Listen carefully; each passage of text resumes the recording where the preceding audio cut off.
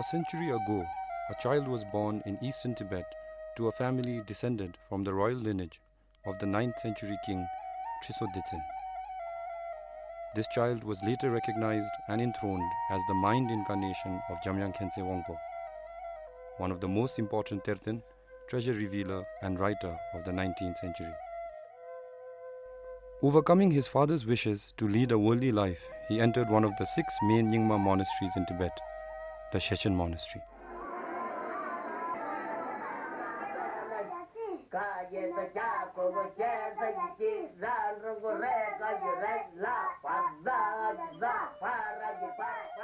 At age 15, when most teenagers would be engaging in fun and mischief, this boy spent his time meditating in silent retreat, living in isolated hermitages and caves, or sometimes simply under the shelter of overhanging rocks for the next 13 years.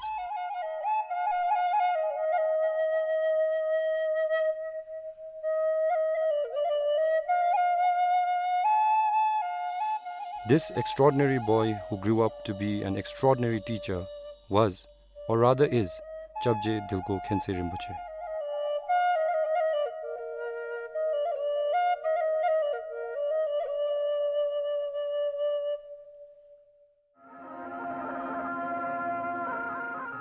In exile, Rinpoche relentlessly and tirelessly endeavored to share with the world his vision and realization of nirvana.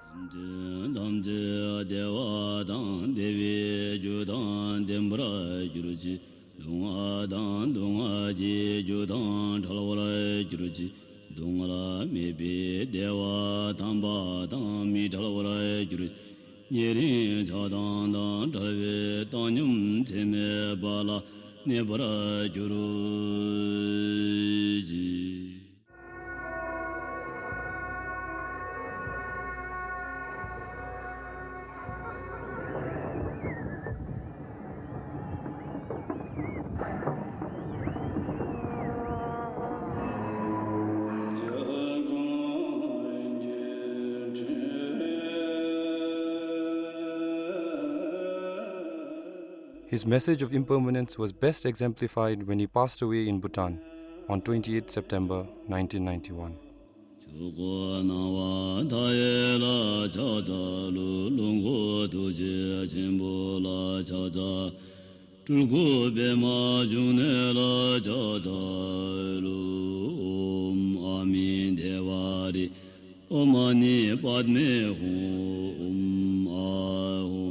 Bhajan Guru Padma Siddhi Jevadi Nirududa Chulung Trusum Drupjuru Nendoa Jijamaluba Tisalango Baraju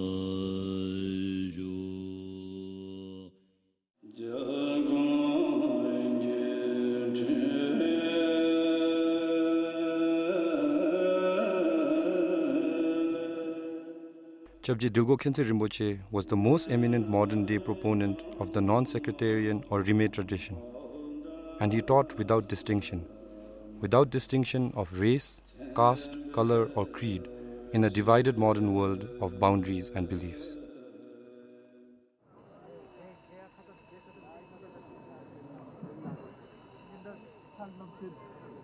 His cremation was attended by over 50,000 people, including teachers and disciples from around the world.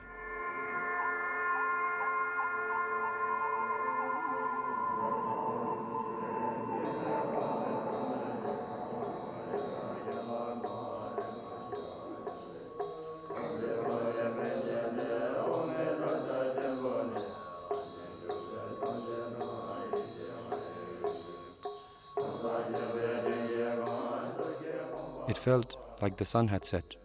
But unlike lesser mortals, the sun rose again as his Yangtze or reincarnation was recognized on June 30th, 1993, 2 years since his passing.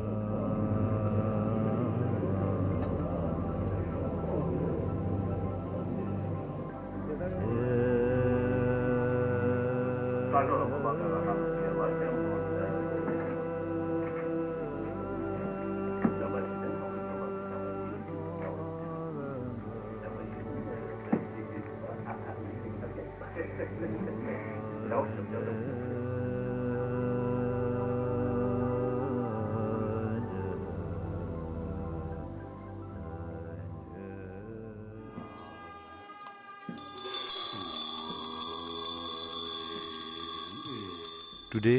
11th May 2010, 100 years since Khyentse Rinpoche was born in the Kham region in eastern Tibet, our production team found its way to Sasam Chete in Paro, Bhutan.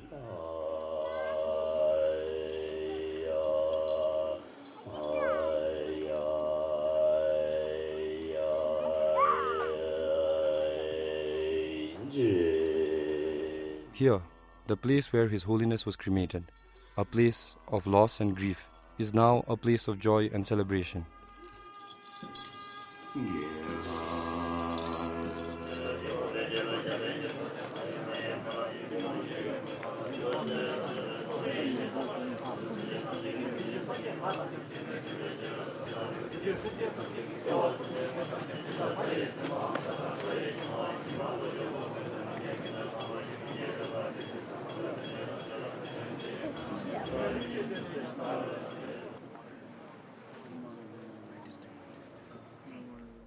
Khyentse Rinpoche's grandson and spiritual heir, Shechen Rabjam Rinpoche, is organizing with the help of many fellow disciples various activities to celebrate Khyentse Rinpoche's life and also introduce his young reincarnation. The purpose of doing this 100-year anniversary is to commemorate Jabji Tengo Khyentse Rinpoche's activity and to celebrate the accomplishment of all his wishes and his works. And other aspect is that now the reincarnation of Jabji Tengo Khyentse Rinpoche has become now he's become 18 years old, and until now he has been studying. He hasn't really formally visited other countries, or he hasn't formally sort of started his role as a teacher. And now from this year onwards, Rinpoche will start teaching and to participate in teaching and visit around the world, visit the students of the previous Khyentse Rinpoche. So that's why we are celebrating this 100-year anniversary. I think it's what's really important is that we must never forget these great masters, really.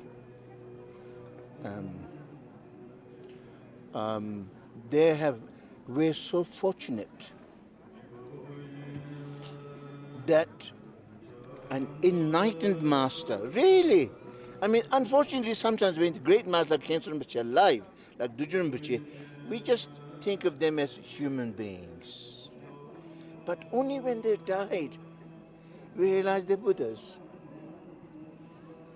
And really, I think it's most important to remember them. Like, for example, he's my really most precious master, along with Dudjun Rinpoche, Jamyang Chudlodi.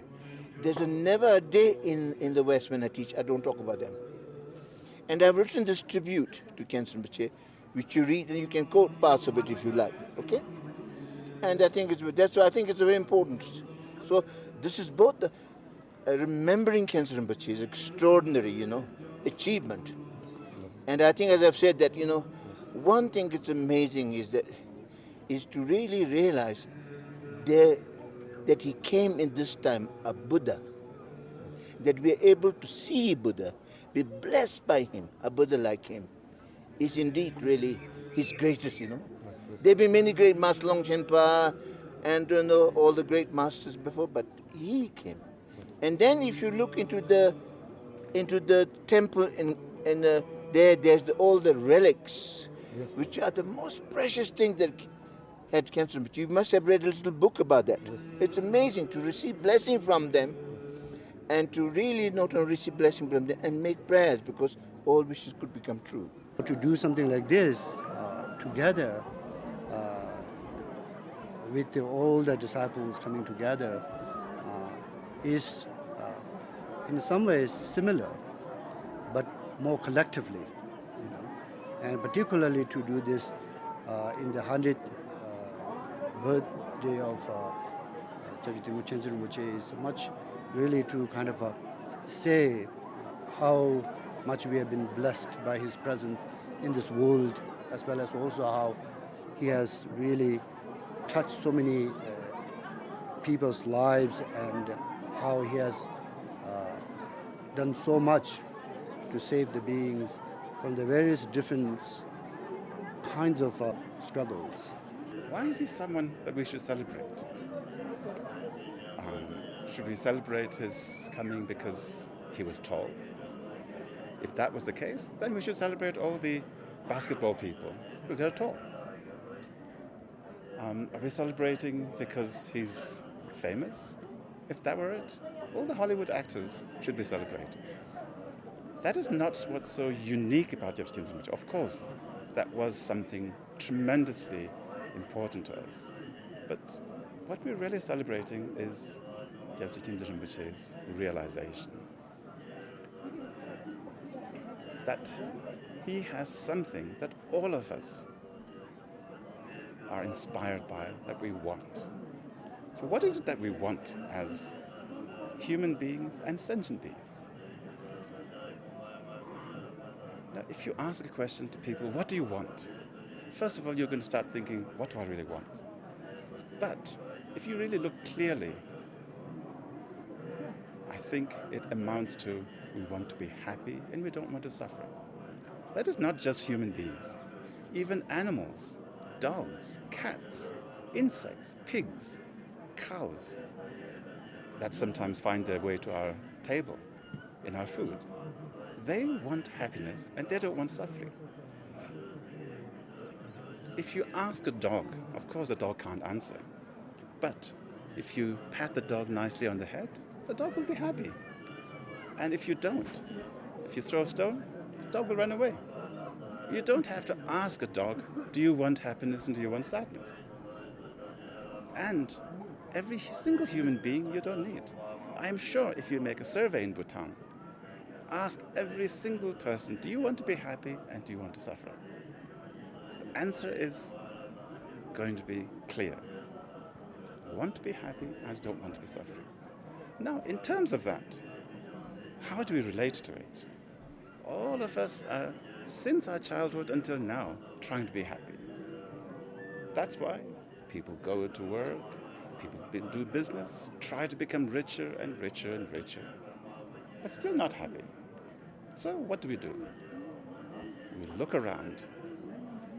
Somebody like Jangchub Shing, he's not constantly looking for wealth, nor fame, nor respect, but he looks so happy. So he has something really special. Freedom from suffering and the happiness that we're all searching for is something that he has. That is why we are so attracted to somebody like Jangchub Shing. That is what we're celebrating. Freedom from suffering, and especially cause of suffering. Cause of suffering, like all our negative, conflicting emotions such as anger, pride, jealousy, attachment, those are what is making all of us somewhat unhappy. Freedom from that is what Jangchub Shing had. Because of that, he has compassion to every single sentient being, whether it's a cat or a dog, or a poor human being, or a very, very, important person. He treats them all with such kindness and compassion. That is what we're celebrating.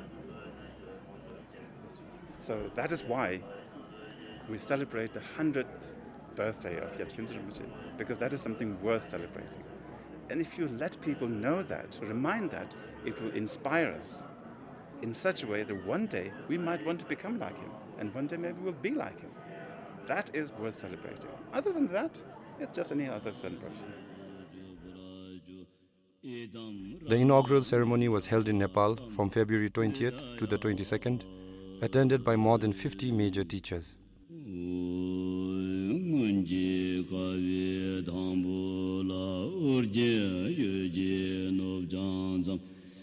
Penwa Gesra Dombola Yachin Chuki Ngotu Nye Penma June Jesu Da Kurdu Kadu Mambu Kurucheji Jesu Da Dubji Jinji Labjiri Shesu Su Guru Penma Sidi Hu Om Ahum Beja Guru Penma Tutinza Bhadra Samaya Da Siddhi Bhala Om Ahum Bhaja Guru Padma Siddhi. Our production team got to interview a few of the Rinpoches.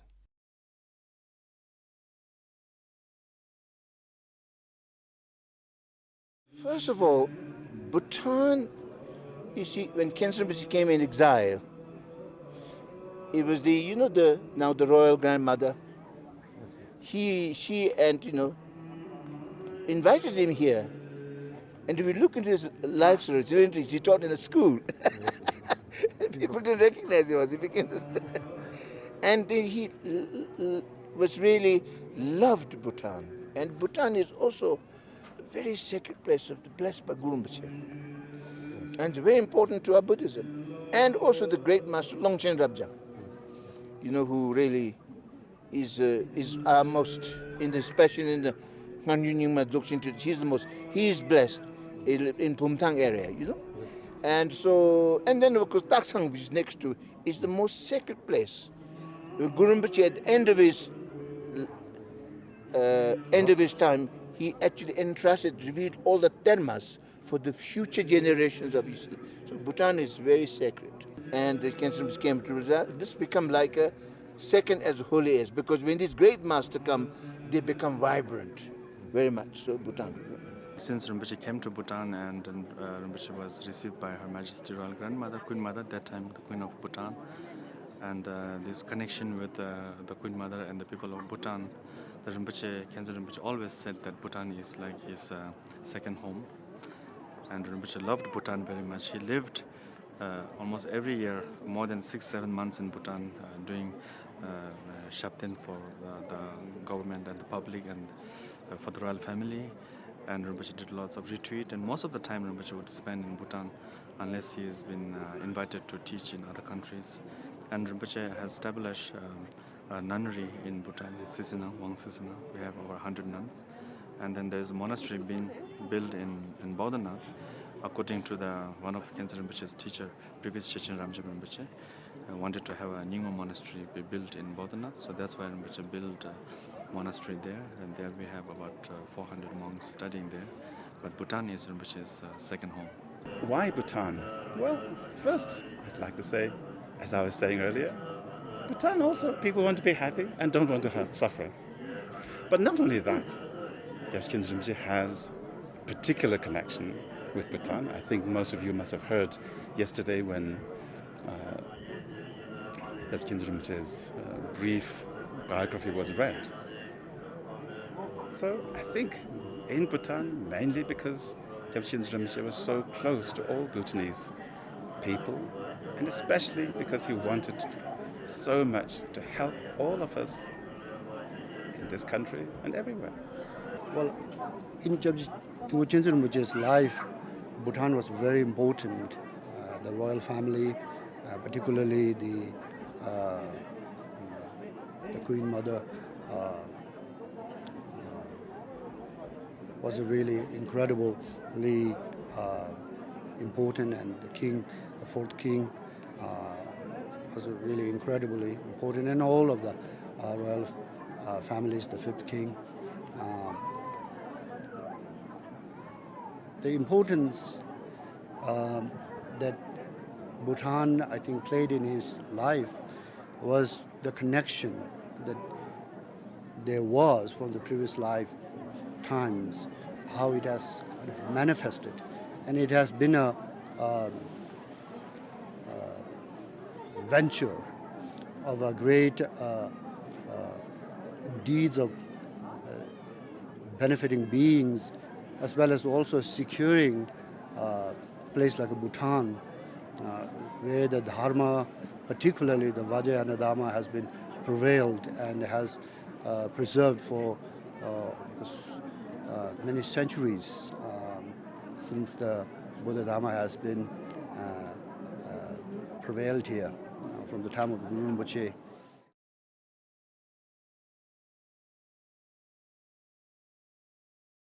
Bhutanese people are generally very, very spiritual.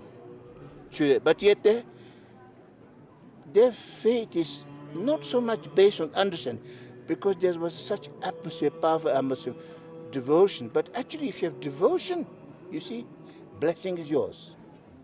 You see, it's not that devotion itself is blessing. So that's, I think, Bhutan is rich with their so much faith with all the great people. However, younger people are more questioning. Buddha was a revolutionary. You know, he was a revolutionary. And Buddhism is always, it's like a very modern in its outlook. Einstein said, if there was a religion that could meet the future need of it's Buddhism. Buddhism also brings the universal value of all religions. At the same time, it's a great religion, also way of life, a science of mind. I think Bhutanese youth should realize that. It's a pity if you don't know what the true value is. Like if you were dying of thirst and hunger, and you've been living on a whole treasure of earth of gold underneath you, it's a bit like a pity. Buddhism is an incredible religion, and it's really modern, and it's fun, and it's vibrant, and it really brings happiness. That's why also I think sometimes when I say all over in the West, for example, whenever people are not happy in their life, as a result they look for happiness, poor thing, and look for drugs and different things, because you see, when your mind can be, at one great poet John Milton said in Paradise Lost, he said, mind in its own place can make a heaven of hell and hell of heaven. First of all, I would like to say that I'm very proud that all the Bhutanese youth, they're really so devoted and so interested in Dharma. Personally, I've been traveling around, especially the Himalaya regions, like in India Himalaya regions, Sikkim, Darjeeling, and Nepal Himalayan regions. And also I meet many of the young Tibetan boys. But our Bhutanese are really our devotion and faith is still very, very much alive and very strong. So I think it's very important to have more communication with the younger generation. I think that's very important. I think the older generations, they have naturally faith. People don't ask questions. Whenever they see lam, or whenever they see this puja, they would they go there and participate and get blessing, and they don't even question doesn't come in their mind. That is their generation that time. And now we live in modern world, and people always have these questions, why? So therefore, I think the communication is very important. So I think media does a lot contribute in that aspect. And I think the younger generations, Bhutan's younger generations, are very interested in Buddhism. In Bhutan, when I have the opportunity to see everyone so devoted, so humble, I find that really, really inspiring. I think that's really the entrance to having a total confidence in what the Buddha taught, in somebody like Jangchub Shing.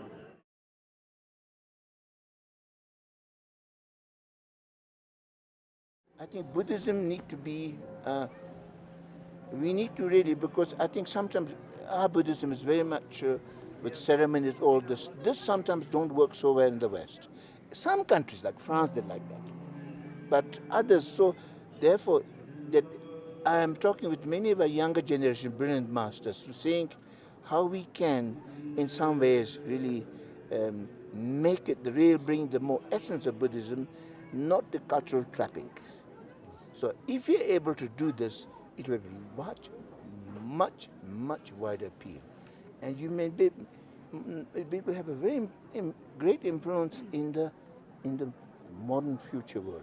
Really, there's a sense of that. I think Buddhism will grow. But the package, or what we call the culture, maybe not necessarily go with it.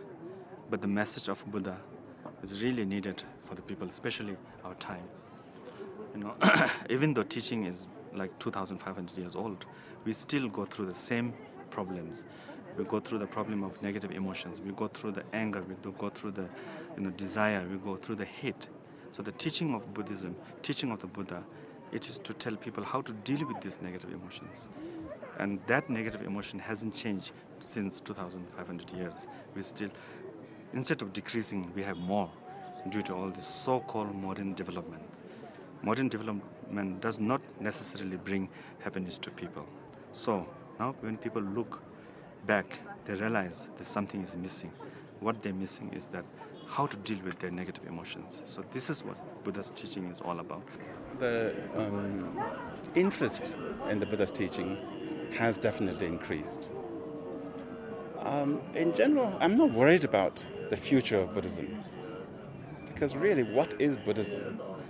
What the Buddha taught is not an ism. The Buddha taught, for example, the Four Noble Truths. There's a reason why it's called Four Noble Truths. It's that when you examine and investigate, it happens to be true. So why should we be worried about truth? For example, the sun shines every day. That's the truth. I don't have to be worried about people liking it or not liking it.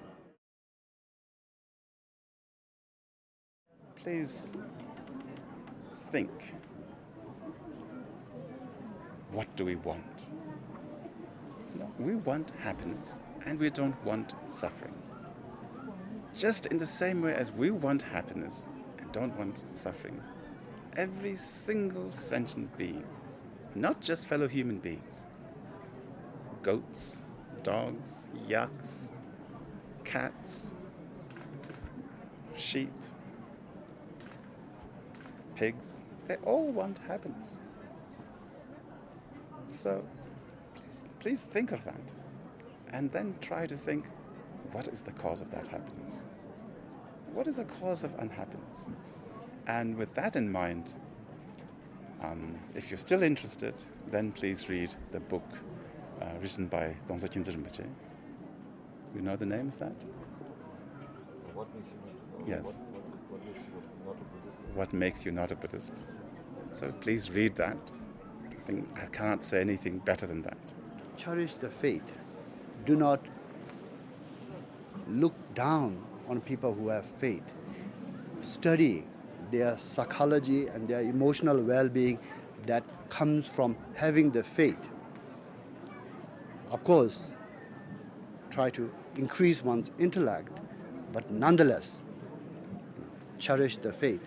And with the faith, then you have so much of a rich culture, connections, and so many deities that one can actually personally choose and really do any mantras, Guru Rinpoche's mantras, Tara's mantras, or any other deity's mantra. And I think it can be so much of a personal guidance as well as of personal protections and personal maturation into the spiritual path. In conclusion of the Centennial celebrations, Khyentse Yansi Rinpoche will be consecrating stupas which have been built in the 8 main holy places related to the Buddha Shakyamuni's life in present-day India and Nepal, in fulfillment of Chapje Dilgo Khyentse Rinpoche's wishes.